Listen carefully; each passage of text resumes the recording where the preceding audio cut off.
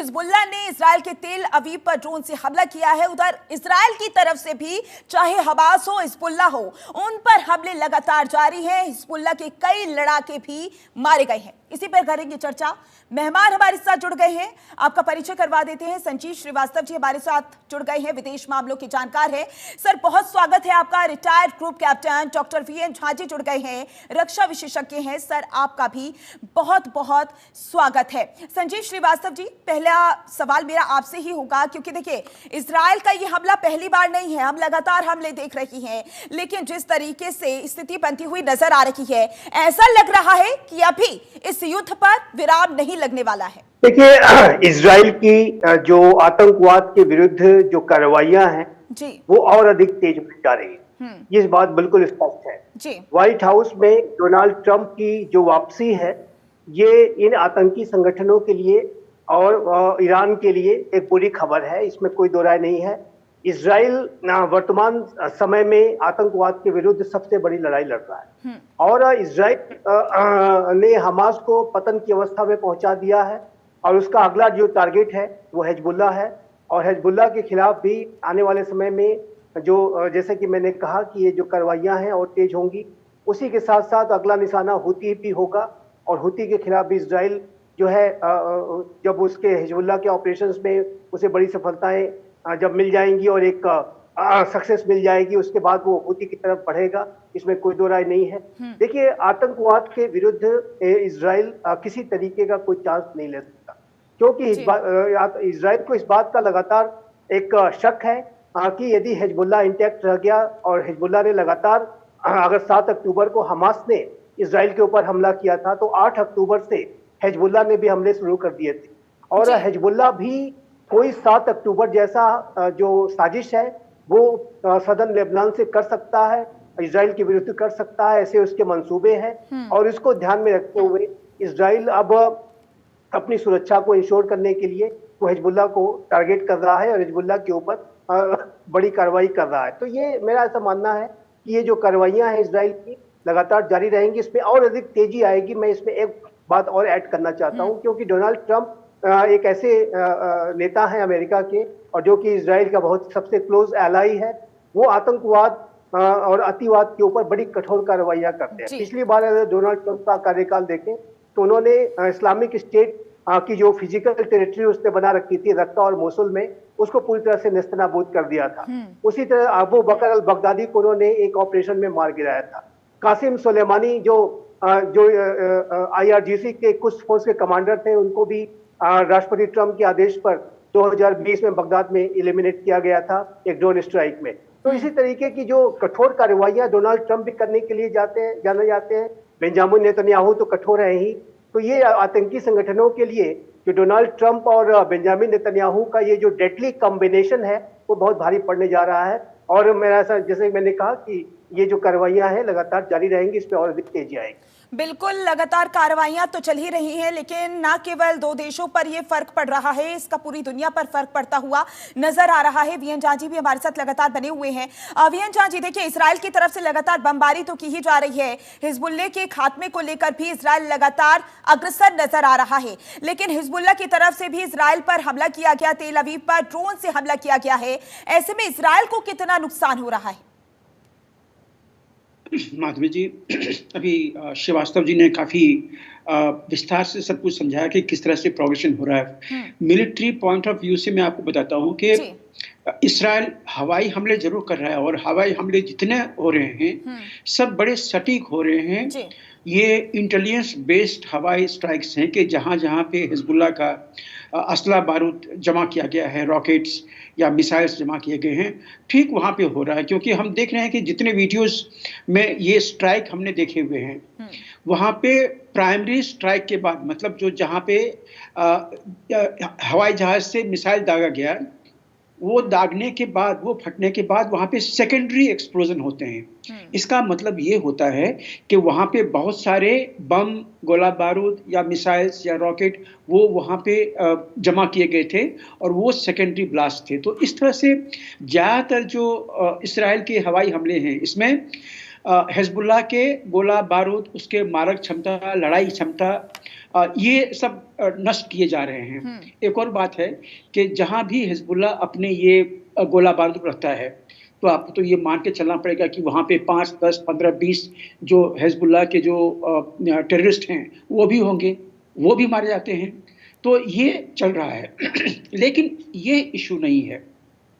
Israel का जो objective दक्षिणी लेबनान में जाने का था वो ये था खास करके कि जो ब्लू लाइन यूएन ने ड्रॉ किए हुए हैं वहां से लेके उत्तर में जो रिवर है, रिवर फ्रंट तक, जो कि लगभग 75-80 किलोमीटर है, तो इस एरिया को सैनिटाइज करके उसको एक कुशन एरिया बनाना था कि हिजबुल्लाह के जो छोटे छोटे जो रॉकेट्स वहां पे वो दाग के, चाहे हाइफा में, चाहे और कहीं पे, चाहे दक्षिणी लेबनान पे या सिविलियन इलाके पे दाग रहा है, वो उसकी शक्ति खत्म हो जाए। और यहीं पे जो पुराने पहले वाले जो डिफेंस चीफ थे वो उनकी कमी आई है, उनमें उनकी जो प्लानिंग था, स्ट्रेटेजिक प्लानिंग था, उसमें कमी थी। क्योंकि मिलिट्री में हम लोग ये जानते हैं कि अगर आप दूसरे का जमीन ऑक्यूपाई करने के लिए जा रहे हो या दुश्मन के जमीन पे उसको मारने जा रहे हो, तो आपको अपनी जो क्षमता है, कैपेसिटी है या हेड काउंट है, वो 2.5 से 3 लेके जाना पड़ेगा। इसका मतलब ये हुआ है कि अगर वहां पे 1000 हिजबुल्लाह का फाइटर है तो आपको 3000 आईडीएफ के सेना के साथ जाना पड़ेगा, तभी आप उसको डिफीट कर सकते हैं। तो यहीं पे जो प्रीवियस आईडीएफ में जो इंचार्ज थे इस ऑपरेशन के, उनमें कमी आई थी, क्योंकि उन्होंने इतना नहीं किया था। हालांकि उन्होंने अपने रिजर्विस्ट को बुला लिए थे और उनके पास में इतनी क्षमता थी कि 2.5 या 3 या 3.5 मल्टीप्लाइड लेके, इतने हेड काउंट लेके, टैंक, आर्टिलरी जाके ये जो दक्षिणी लेबनान था इसको 10 दिन 15 दिन के अंदर में उसको सैनिटाइज कर देते और वहां पे अपनी आधिपत्य जमा के हिजबुल्लाह को वहां से खदेड़ के ये अपना जो फर्स्ट फेज ऑफ ऑपरेशन था वो कंप्लीट कर लेते, लेकिन उन्होंने वो नहीं किया। मेरे ख्याल से इनको जो हटाया गया फिर बेंजामिन नेतन्याहू द्वारा, इसीलिए हटाया गया कि उनके प्लानिंग में कमी थी। क्योंकि जितना लंबा ये वार खींचता जाएगा, इसराइल की थू इंटरनेशनली होती जाएगी और जो जहां जहां पे हिजबुल्लाह के पॉकेट हैं वहां से वो रॉकेट दाग ही रहे हैं, चाहे हाइफा हो चाहे और कहीं पे हो। यहां तक कि जो ट्रेनिंग बेस है हाइफा में आईडीएफ की, वहां पे भी रॉकेट दागे गए हैं। जो आपने देखा होगा वो वीडियो जिसमें लगभग 25-30 जो इस्राएली सेना थे वो मारे गए थे। तो ये नुकसान जो उठा रहा है आईडीएफ, ये हम लोग मिलिट्री टर्म्स में कहते हैं कि अनकॉल्ड फॉर लॉसेस। ये लॉसेस लाजमी नहीं थी, लेकिन इसराइल ये लॉस उठा रहा है और वो इसलिए उठा रहा है। लेकिन सर, शांति की हर कोई बात करता है, हर देश बात करता है, चाहे अमेरिका ले लीजिए, खुद इजराइल भी शांति की कई बार बात कर चुका है, ईरान की भी हम बात कर ले तो शांति की बहुत बार बात हो चुकी है, लेकिन शांति की तरफ कदम कोई नहीं उठा रहा है। अगर इसी तरीके से जो ये युद्ध का सिलसिला है चलता रहा तो तबाही तय है। माधुरी, भारत में शांति क्यों है? जी, क्योंकि भारत के पास में स्ट्रेंथ है कि कोई आंख उठा के नहीं दिखेगा इधर। पाकिस्तान जो है वो दबक के बैठा हुआ है, अधिक से अधिक वो कुछ अपने जो वो जिहादी हैं उसको यहाँ पे भेज देता है। तो स्ट्रेंथ जो है वो किसी भी देश की सुरक्षा की सबसे बड़ी क्षमता है। आज के दिन में चाहे आप इसराइल को ले लीजिए, इसराइल में पहले हमास ने अटैक कर दिया, उसके बाद हिजबुल्लाह ने अटैक कर दिया है, उधर से ईरान से मिसाइल्स आ रहे हैं। तो इसराइल आज के दिन में पूरी सेफ नहीं है और इसीलिए ये जो युद्ध चल रही है, इसराइल ने कसम खाई हुई है कि हम हमास को खत्म कर देंगे। खत्म तो शायद ना कर पाए, लेकिन उसकी कमर तोड़ के उसको घुटने पे लाके इस कदर कर देगी आईडीएफ कि वो आगे अटैक करने के लायक नहीं हो और उसको डिसआर्म करके वहीं पे गाजा में रखा जाए। क्योंकि जब तक उनके पास में आर्म है वो आईडीएफ के ऊपर में हमला करते रहेंगे और वो एक जिहादी थ्रेट बना रहेगा। हम ये गाजा जो फील्ड है इसमें सिर्फ हमास का ही चैलेंज नहीं है। गाजा में जितने सारे रिफ्यूजी कैंप हैं, उस रिफ्यूजी कैंप में जितने यूथ आप देख रहे हैं, ये सारे यूथ वहां के जो इस्लामिक जिहाद काउंसिल है उनके द्वारा वो ट्रेन किए जाते हैं कि जो इस्राएली फोर्सेस है उसको ऊपर में अटैक करो। तो गाजा के अंदर में ये जो इस्लामिक जिहाद का जो जितने लड़के हैं जो उसके लिए काम करते हैं वो भी काम कर रहे हैं, तो उसको भी मिटाना जरूरी है। तो ये सारा प्रॉब्लम्स यहाँ पे हमास और जो इस्लामिक जिहाद जो है इसका यहाँ पे गाजा में है, उसको खत्म तो करना ही होगा, और इसराइल खत्म करता जा रहा है धीरे धीरे।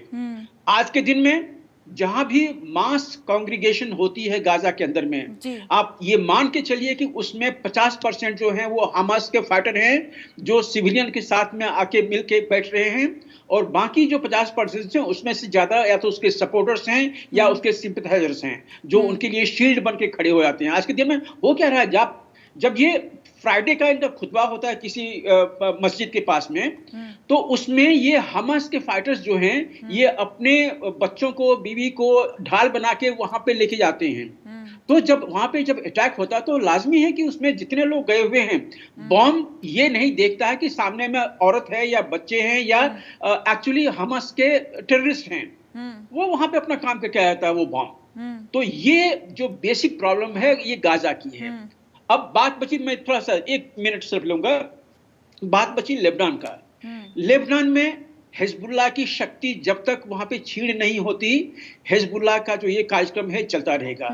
हिजबुल्लाह के मैंने बताया जितने भी इस्राएली एयरफोर्स से जितने अटैक हुए हिजबुल्लाह के ठिकानों पे, सेकेंडरी ब्लास्ट में जितना उनका असला बारूद तबाह हुआ है ये अनइमेजिनेबल है। हम लोग नहीं सोचते थे कि इतना असला बारूद हिजबुल्लाह ने लेबनान में जमा कर रखे हैं। और एक लास्ट चीज, इतना सब कुछ हो रहा है, यूएन या इंटरनेशनल कम्युनिटी कह रही है कि 40,000 मारे गए हैं, 50,000 मारे गए हैं, लेकिन आपने आज तक एक भी प्रोटेस्ट वहां पे देखा है, चाहे गाजा में या लेबनान में, जिसमें कि जो सिविलियंस हैं वो आके वहां के एडमिनिस्ट्रेशन को पूछ रहे हैं कि तुम अपने वार में हमें क्यों मार रहे हो? तुम्हारी वार है अगर है इसराइल से, तो उसमें तुम ऐसे करो कि हम जो सिविलियंस हैं यहाँ पे बेरूत में या दक्षिणी लेबनान में, हमें उसमें क्यों मार रहे हो? कोई नहीं पूछता। ये सब अपनी आवाज या तो हिजबुल्लाह के डर से। तस्वीरें देखी है कि इस युद्ध में बहुत सारे बेगुनाह लोग हैं जो कि मारे गए हैं। संजीव श्रीवास्तव जी, क्योंकि अब डोनाल्ड ट्रंप की वापसी होने जा रही है और जब डोनाल्ड ट्रंप का नाम आता है तो यही बात होती है, शायद अब युद्ध में विराम लगेगा। लेकिन जैसे ही डोनाल्ड ट्रंप की जीत हुई उसके बाद से ही हमने ईरान के भी तेवर देखे। ईरान की तरफ से लगातार चेतावनी आना शुरू हो गई है। ऐसा लग रहा है कि ट्रंप के आने से और ज्यादा उग्र नजर आ रहा है ईरान। देखिए, ईरान की जो बौखलाहट है वो बहुत ही स्पष्ट है, और जिस तरीके के बयान और ट्वीट्स ईरान के सुप्रीम लीडर अयतुल्लाह खामनाई ने दिए हैं, जाहिर है कि ये उनकी हताशा को, निराशा को दर्शाता है। डोनाल्ड ट्रंप की सत्ता में वापसी से ईरान भारी दबाव में है, और ईरान जाहिर है कि वो अब कहीं ना कहीं असुरक्षित महसूस कर रहा है, और अपनी इस असुरक्षा को एड्रेस करने के लिए वो धमकियां वगैरह दे रहा है। और जो आपने कहा कि ये जो बयान और तेजी से आना शुरू हो गए हैं, लेकिन मेरा ऐसा मानना है कि ईरान के ये जो बयान हैं ये बयानों तक ही सीमित रह सकते हैं। ईरान अगर कोई कार्रवाई करने के बारे में सोचेगा तो जाहिर है कि बाइडेन एडमिनिस्ट्रेशन से कहीं ज्यादा बड़ी और मैसिव जो कार्रवाई है अमेरिका ईरान के विरुद्ध करेगा। और ईरान इस बात को वहाँ के जो मिलिट्री प्लानर्स हैं जो इस बात को अच्छी तरह से समझ रहे होंगे कि ट्रंप एडमिनिस्ट्रेशन का जो अप्रोच है वो बाइडेन एडमिनिस्ट्रेशन से कहीं ज्यादा बड़ा और सख्त हो सकता है। और पिछली बार यदि ट्रंप एडमिनिस्ट्रेशन के ईरान के प्रति अप्रोच को देखें तो उन्होंने ईरान के विरुद्ध एक मैक्सिमम प्रेशर कैंपेन चलाया था।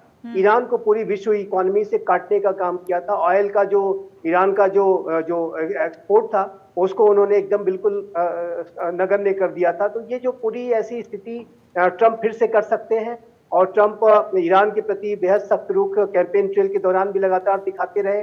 और अभी एक रिपोर्ट आई है कि जो ईरानियन एक नेशनल है उसको IRGC ने इस बात के लिए जो है उसके साथ कांटेक्ट किया था कि वो प्रेसिडेंट ट्रंप के असैसिनेशन की कोशिश करे। तो इस तरीके की जो रिपोर्ट FBI और उसके ऊपर चार्जशीट भी अब दायर की गई है जो ईरानियन नेशनल है जो कि ईरान में कहीं छुपा हुआ है। तो ये जो ईरान के अनेक ऐसी गतिविधियां जो राष्ट्रपति ट्रंप के व्यक्तिगत जीवन को टारगेट करके जो उन्होंने साजिश रची है जाहिर है कि ये भी प्रेसिडेंट ट्रंप के दिमाग में होगा। तो ये मेरा ऐसा मानना है कि जब वो सत्ता संभालेंगे 20 जनवरी को, तो उसके बाद से जो ईरान को बहुत ही सावधान रह करके ही वो आगे बढ़ सकता है, क्योंकि यदि उसने कुछ एक्शन वगैरह लिया तो उसका जो काउंटर रिएक्शन कहीं ज्यादा बड़ा और सशक्त होगा, इसमें कोई दो राय नहीं है। और वैसे भी मेरा ऐसा मानना है कि ट्रंप एडमिनिस्ट्रेशन के आने के बाद ईरान के ऊपर वो बड़े एक्शन लेने की तैयारी में है, और वो जरूर कोई ऐसी बड़ी, चाहे सैंक्शंस के माध्यम से हो, चाहे वो इजराइल को अधिक से अधिक सपोर्ट प्रोवाइड करके हो।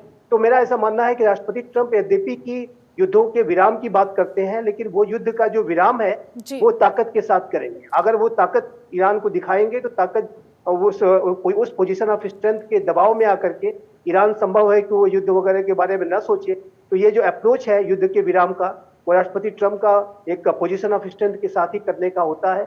और मेरा ऐसा मानना है कि चाहे ईरान हो, चाहे ईरान के समर्थित या आतंकी संगठन हो, वो सब के सब भारी दबाव में होंगे, और उनके लिए बेहतर यही होगा कि वो कुछ सीज फायर वगैरह के बारे में बात करना शुरू करें।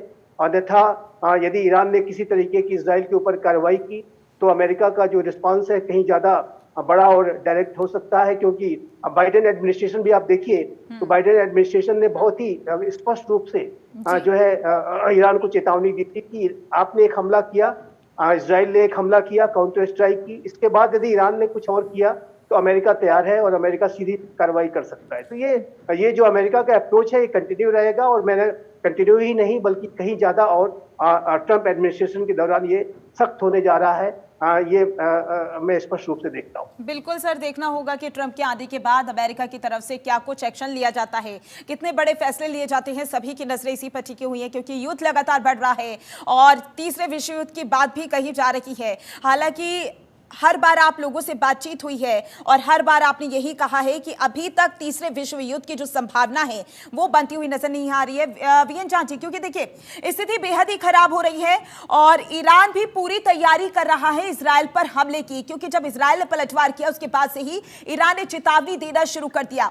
परमाणु हमले की भी कई बार बात कही गई है कि परमाणु हमले की जो तैयारी कर रहा है, परीक्षण कर रहा है, ऐसे में ईरान किस तरीके की तैयारी कर रहा है, क्योंकि आप रक्षा विशेषज्ञ हैं, एक प्लानिंग को बहुत समझते होंगे कि जब कोई देश हमले की तैयारी करता है तो क्या चीजें ध्यान में रखकर करता है और किस तरीके की उसकी प्लानिंग होती है उस देश के हिसाब से। देखिए, ईरान अभी फिलहाल परमाणु हमला करने के स्टेज में नहीं है जी। क्योंकि अगर हम ये मान के चलें कि ईरान के पास में परिष्कृत यूरेनियम आ गया, हम जानते हैं 2020 के आसपास में ईरानियन जो न्यूक्लियर प्लांट्स थे उनमें जो इंटरनेशनल इन्वेस्टिगेशन एजेंसीज हैं उनको कुछ ऐसे सैंपल्स मिले थे जिसमें कि 92% यूरेनियम परिष्कृत का कुछ ट्रेस मिला था। तो अगर उसने 92% परिष्कृत कर भी लिए हैं तो उसको एक और प्रोसेस करना पड़ेगा, उसको 95 या 97% से ऊपर लेके जाना पड़ेगा और उसके बाद वो जो यूरेनियम है उससे बॉम्ब बनाया जा सकता है।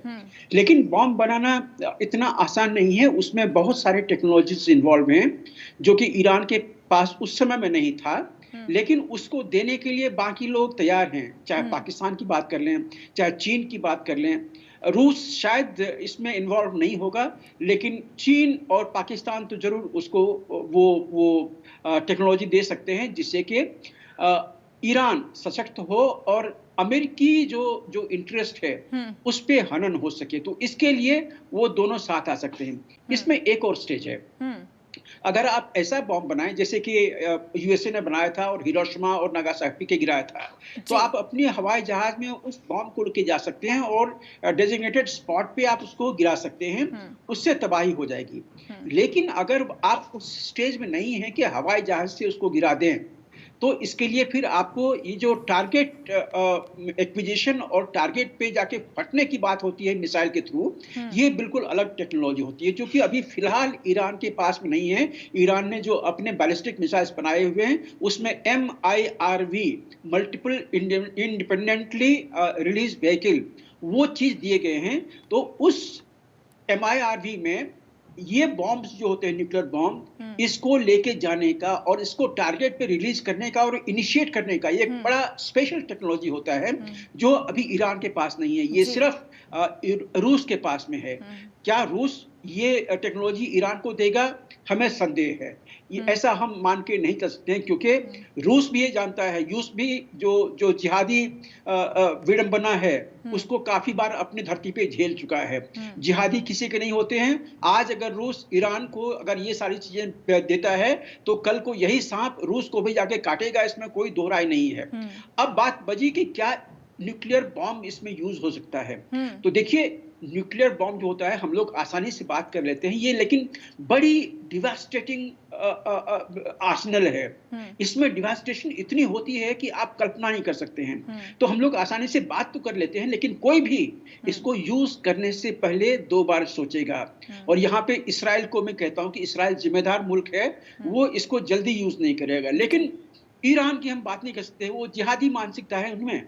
वो कहेंगे कि हाँ, अगर हमारा ईरान मुल्क अगर खत्म भी हो जाएगा, जो रिटेलिएशन होगी, तो हम वो अल्लाह के पास जाएंगे, हमें फिर वो 72 हुरें मिलेगी। अब जिहादियों की मानसिकता को आप गेज नहीं कर सकते, इनकी मानसिकता बिल्कुल अलग होती है। ये जो लॉजिकल थिंकिंग होती है वो उनमें कहीं ना कहीं कमी होती है। लेकिन ईरान एक देश है, तो इसको मान के चलना चाहिए कि वो भी ऐसी गलती नहीं करेगा। ये हो गई न्यूक्लियर की बात। अब जैसे कि श्रीवास्तव जी बता रहे थे, देखिए अभी तो ट्रंप अभी जीते ही हैं, उनकी अभी गवर्नमेंट नहीं बनेगी, गवर्नमेंट बनेगी जाके जनवरी में जी।